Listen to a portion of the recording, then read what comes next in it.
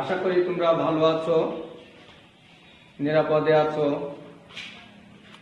আমাদের আজকে আমি মোহাম্মদ মুনসুর রহমান, সোনারচন্ডী কারিগরি মহাবিদ্যালয় সহকারী অধ্যাপক প্রাণীবিদ্যা বিভাগ।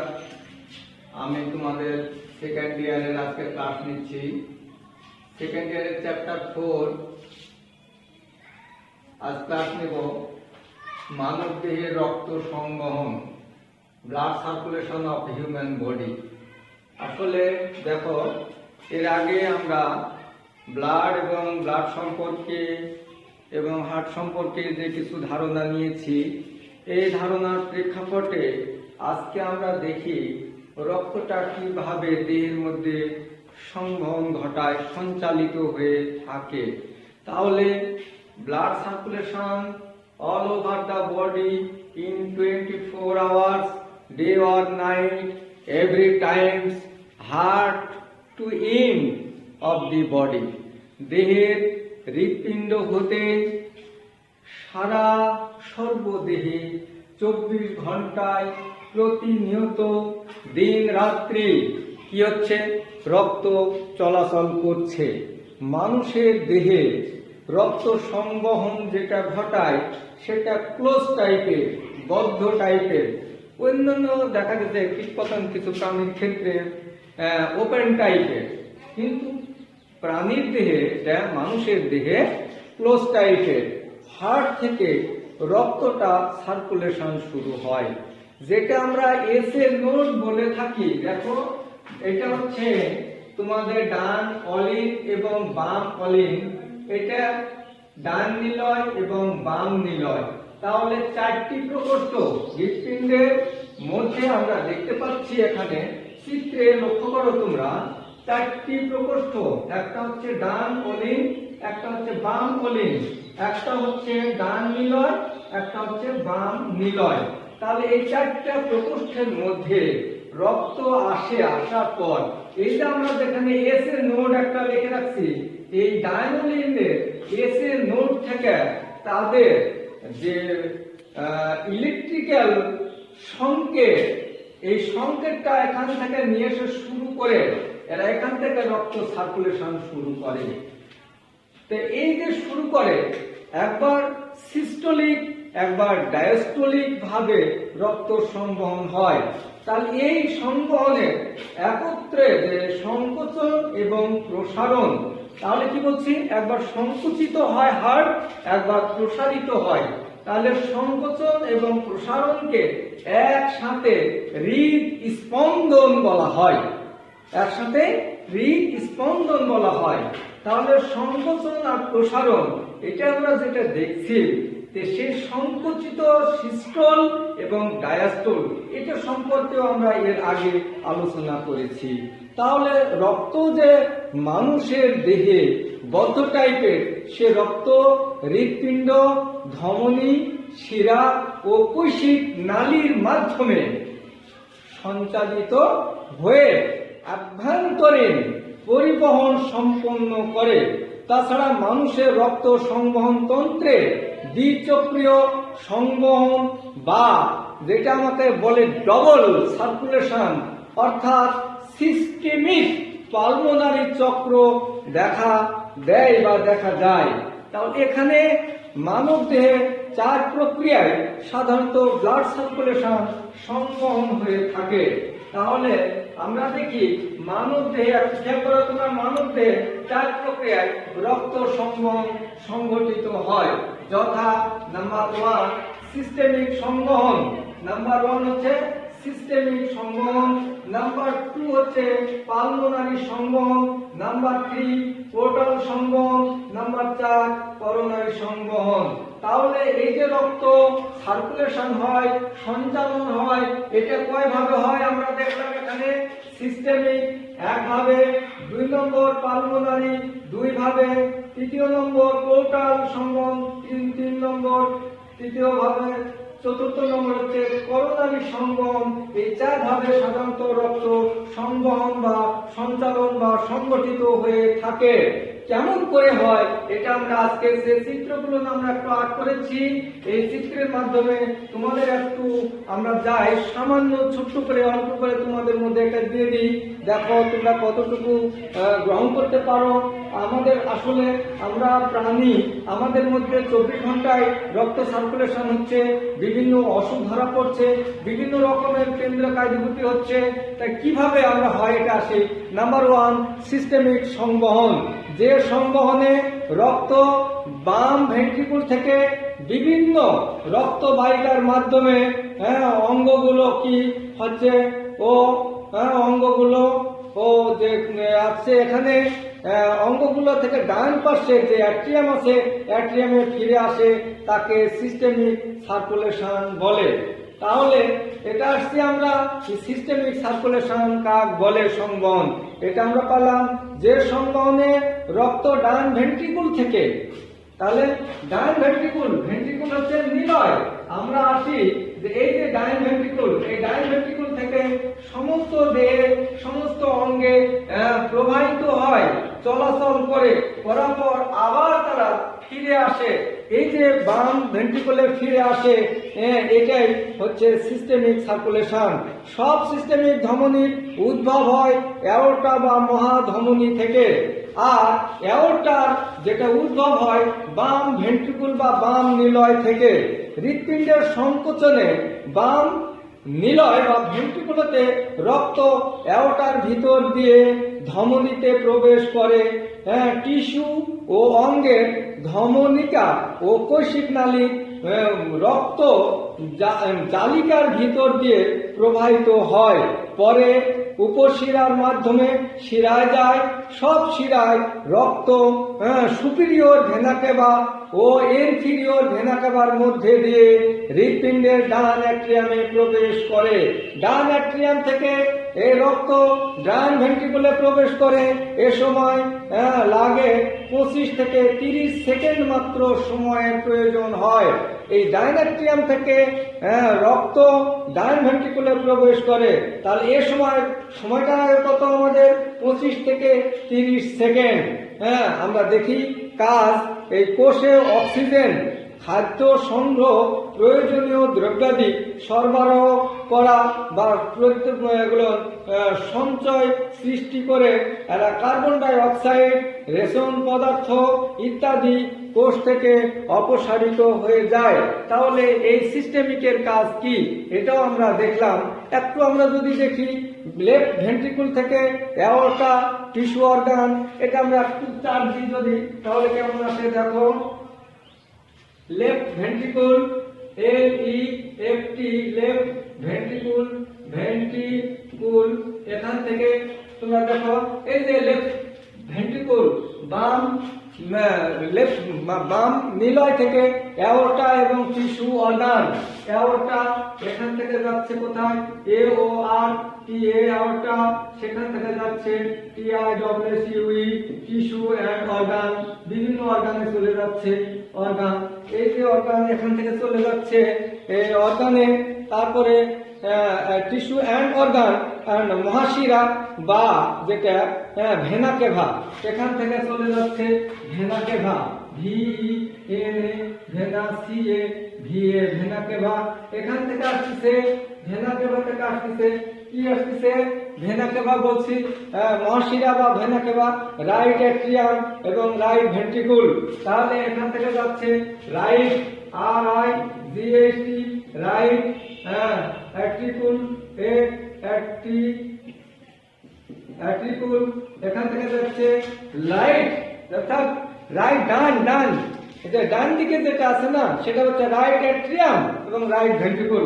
রাইট অ্যাট্রিয়াম, এটা আমরা বলতে রাইট অ্যাট্রিকুল বলতে পারি, রাইট অ্যাট্রিয়ামও বলে, ডাইমোলিন, রাইট অ্যাট্রিয়াম, ATRIUM বা রাইট অ্যাট্রিয়াম, এখান থেকে আসছে right RIGHT, right ventricle, VNTRICLE, right ভেন্ট্রিকুল।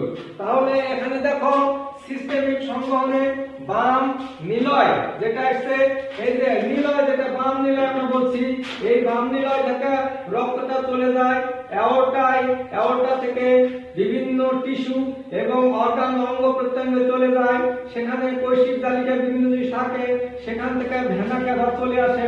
এই ভেনা ক্যাভা আসার পর এখানে ডান অ্যাট্রিয়াম, মানে এই যে অ্যাট্রিয়াম ডান অলিন, যেটা ডান অলিন, সেখান থেকে ডান ভেন্ট্রিকল, এখান থেকে ডান অ্যাট্রিয়াম থেকে ডান ভেন্ট্রিকলের যে নিচে, তার মানে এই অ্যাট্রিয়াম, এটা অলিন আর এটা নিলয়, তাহলে ডান অলিন থেকে ডান নিলয় চলে আসে।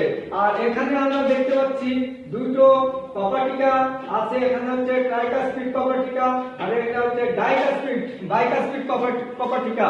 তার মানে ভালভ, দুটো ভালভ থাকে এখানে, একটা হচ্ছে ডান সাইডে ট্রাইকাসপিড ভালভ আর একটা হচ্ছে বাম দিকে বাইকাসপিড ভালভ। তাহলে এখানে আমরা লিখি নাই, এখানে যে বাইকাসপিড ভালভ, এখানে বাইকাসপিড আর এখানে ট্রাইকাসপিড ভালভ আছে। তাহলে এটা গেল আমাদের সিস্টেমিক সংবহন। এবার আসি আমরা পালমোনারি সংবহনে। যে পালমোনারি সংবহন কাকে বলে? যে সংবহনে রক্ত হৃৎপিণ্ডের ডান ভেন্ট্রিকুল থেকে রাইট ভেন্ট্রিকুল থেকে ফুসফুসে পৌঁছায় এবং ফুসফুস থেকে বাম অ্যাট্রিয়ামে ফিরে আসে, তাকে পালমোনারি বা ফুসফুসীয় সংবহন বলে। আমরা পালমোনারি সংবহন শুরু হয়, যে আমাদের যে পালমোনারি, সেই পালমোনারি সংবহন শুরু হয় পালমোনারি ধমনী থেকে, আর এর উদ্ভব ঘটে বাম যেটা আছে সেটা বাম ভেন্ট্রিকুল হতে বা ডান ভেন্ট্রিকুল হতে, তাহলে ডান ভেন্ট্রিকুল হতে এরা শুরু হয়। তাহলে আবার বলছি তোমাদের, পালমোনারি সংবহন শুরু হয় পালমোনারি ধমনী থেকে, আর এর উদ্ভব হয় ডান ভেন্ট্রিকুল থেকে। ডান ভেন্ট্রিকুল সংকোচনের ফলে কার্বন ডাই অক্সাইড সমৃদ্ধ রক্ত পালমোনারি ধমনীতে প্রবেশ করে। এরপর অ্যালভিউলাসের চারপাশে কৈশিক নালীতে উপস্থিত হয়। কৈশিক নালী হতে অক্সিজেনযুক্ত রক্ত, যেটা ক্ষুদ্রান্তের যেটা শিরা, ক্ষুদ্র শিরা থাকে, এই শিরা হয়ে চতুর্থ যেটা পালমোনারি শিরার মাধ্যমে ফুসফুস দুইটি বাম অ্যাট্রিয়ামে ফেরত আসে। ডায়ানোলিন থেকে আমরা তাহলে এটা দেখি যে ডায়ানোলিন থেকে কি বলছে, ডান যেটা ভেন্ট্রিকুল, রাইট ভেন্ট্রিকুল, ডান ভেন্ট্রিকুল থেকে ডান, তাহলে রাইট ভেন্ট্রিকুল, এটা আমরা দেখি যে right R I GHT right ventricle, VNTRI CLE right ventricle, এখান থেকে ডান অলিন এবং ডান নিলয় যেটা থাকে, তাহলে ডান নিলয় ভেন্ট্রিকুল থেকে পালমোনারি ধমনীতে যায়, পালমোনারি আর্টারি, তাহলে এটা হচ্ছে pulmonary PUL, pulmonary NARY, pulmonary artery ARTERY, pulmonary artery, এই পালমোনারি ধমনীতে চলে যায়। পালমোনারি ধমনীতে যাওয়ার ফলে পালমোনারি ধমনীতে ফুসফুস থেকে পালমোনারি শিরায় যায়। তাহলে এখান থেকে যায় কোথায়? লাং, এলইউএনজি, লাং মানে ফুসফুস, এই ফুসফুস থেকে রাইট যেটা আছে ফুসফুসে গেল, ফুসফুসে যাওয়ার পর পালমোনারি শিরা, যেটা পালমোনারি শিরা আছে, ভেন যেটা pulmonary, pulmonary vein, VIL pulmonary ভেনে চলে যায়। এই পালমোনারি ভেন থেকে এখান থেকে দেখা যায় যে পালমোনারি যে ভেন আছে, শিরা আছে, সেটা বাম অ্যাট্রিয়াম থেকে বাম ভেন্ট্রিকুলে যায়। তাহলে এটা লেফট ভেন্ট্রিকুল, তাহলে এটা হচ্ছে লেফট এলইএফটি, এলইএফটি লেফট অ্যাট্রিয়াম থেকে এটিআরআই ভেন্ট্রিকুল বা অ্যাট্রিয়াম থেকে এটা হলো লেফট এলইএফটি, লেফট ভেন্ট্রিকুলে পৌঁছায়। তাহলে এভাবে রক্ত সংবহন ঘটায়। তাহলে ডান ভেন্ট্রিকুল থেকে পালমোনারি আওর্টা করে ফুসফুসে যায়, ফুসফুস থেকে পালমোনারি শিরায় যায়, পালমোনারি শিরা হয়ে বাম, এটা হলো বাম অ্যাট্রিকুল মানে অ্যাট্রিয়াম যেটাকে বলে, বাম অলিন হতে বাম, এটা বাম নিলয় ভেন্ট্রিকুলে প্রবেশ করে। এই গেল মোটামুটি আমাদের হচ্ছে এর কাজ কি। এর মাধ্যমে কার্বন ডাই অক্সাইড যুক্ত রক্ত ফুসফুসে প্রবেশ করে। এরপরে কি হয়? অ্যালভিউলাস।